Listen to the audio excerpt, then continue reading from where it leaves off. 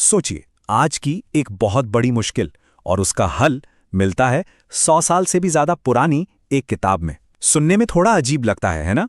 पर आज हम 1915 की एक ऐसी ही किताब के पन्ने पलटने वाले हैं और देखेंगे कि उसका ज्ञान आज भी कितना काम का है।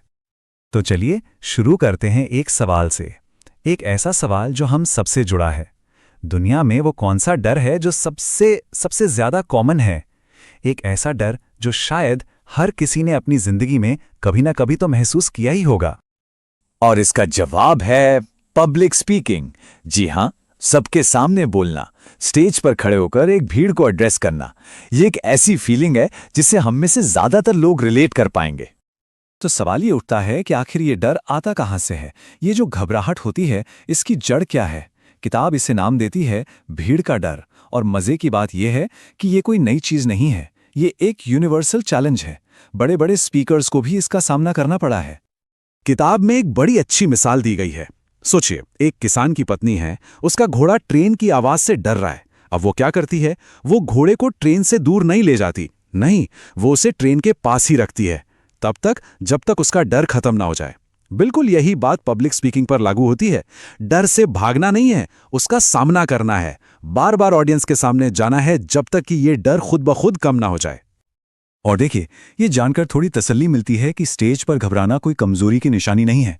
Daniel Webster, William Gladstone, Henry Ward Beecher, ये सब इतिहास के इतने जबरदस्त स्पीकर्स थे और ये भी अपनी स्पीच की शुरुआत में घबराते थे। तो ये एक बहुत ही नॉर्मल, बहुत ही आम बात है। तो फिर सवाल यह है कि इस डर को जीता कैसे जाए, वो अटूट कॉन्फिडेंस कैसे बनाया जाए। देखिए, किताब की सबसे बड़ी सीख यही है कि कॉन्फिडेंस कोई ऐसी चीज नहीं है जो किसी को पैदाइशी मिलती है। ये एक स्किल है जिसे बनाया जा सकता है, डेवलप किया जा सकता है। तो चलिए देखते हैं कैसे। किताब इस पूरे प्रोसेस को ना 3 पिलर्स में तोड़ती है।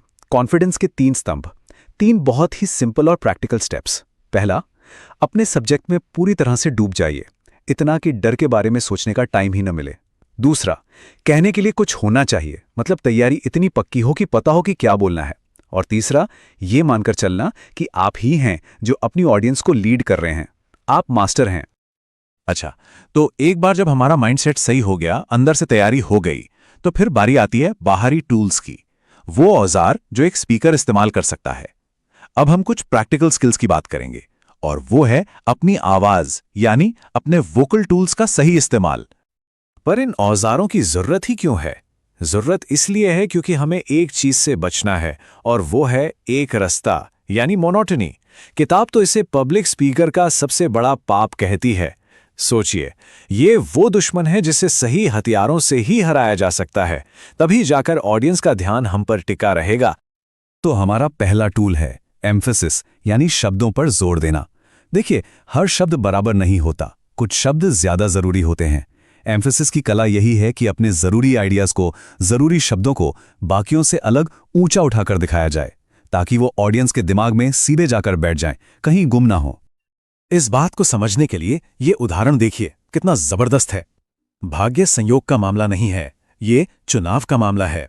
अब यहां देखिए, भाग्य नहीं, संयोग और चुनाव, इन शब्दों पर जब जोर दिया जाता है तभी इस लाइन का असली मतलब और इसका असली पावर सामने आता है। चलिए अब अगले 2 टूल्स पर चलते हैं, पिच में बदलाव और स्पीड में बदलाव। जैसे ही कोई थॉट बदलता है, आवाज की पिच भी बदलनी चाहिए। इससे आवाज बोरिंग या फ्लैट नहीं लगती। और इसी तरह बोलने की स्पीड में अचानक बदलाव, वो तुरंत ध्यान खींचता है। कोई एक्साइटिंग बात है तो तेजी से बोलिए, और कोई गंभीर गहरी बात है तो धीरे धीरे आराम से। और अब आता है हमारा चौथा टूल, जो शायद इन सब में सबसे ज्यादा पावरफुल है, द पावर ऑफ पॉज यानी ठहराव की शक्ति। सही जगह पर चुप हो जाना। ये सिर्फ सांस लेने के लिए रुकना नहीं है, ये अपने आप में एक कला है। देखिए, पॉज का मतलब सिर्फ खालीपन नहीं है, ये कम्युनिकेशन का एक बहुत एक्टिव टूल है। इसके 4 बड़े काम हैं। पहला, ये स्पीकर को अपनी एनर्जी बटोरने का मौका देता है। दूसरा, ये ऑडियंस के दिमाग को तैयार करता है कि कुछ जरूरी आने वाला है। तीसरा, ये एक सस्पेंस क्रिएट करता है। और चौथा, ये किसी बड़े आइडिया को लोगों के जहन में उतरने का वक्त देता है। तो हमने माइंडसेट की बात की, डर की बात की, आवाज के अलग अलग टूल्स की बात की, लेकिन इस पूरी किताब की सबसे जरूरी, सबसे बड़ी सलाह क्या है? एक फाइनल टिप, चलिए अब उस पर आते हैं। अगर एक बेहतर स्पीकर बनने का पूरा राज सिर्फ एक शब्द में जानना हो तो वो क्या होगा? जरा सोचिए। बस एक शब्द जो इन सारी टेक्निक्स को आपस में जोड़ता है और जो कामयाबी की चाबी है। और वो एक शब्द है प्रैक्टिस, यानी अभ्यास।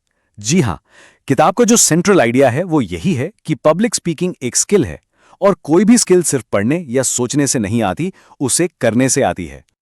जैसा कि किताब खुद कहती है, कोई भी बोलना तब तक नहीं सीख सकता जब तक वो अपनी पूरी कोशिश के साथ बोलना शुरू ना कर दे। हम करके ही सीखते हैं। मतलब जो भी सीखा है उसे एक्शन में लाना ही असली खेल है। ज्ञान को अमल में लाना, बस यही है असली चाबी। तो आज की इस पूरी बातचीत को एक आखिरी सवाल पर खत्म करते हैं। हम सभी के पास कोई ना कोई मैसेज होता है, कोई बात होती है जो हम कहना चाहते हैं। सवाल सिर्फ एक है, क्या उसे दुनिया के सामने बोलने की हिम्मत है?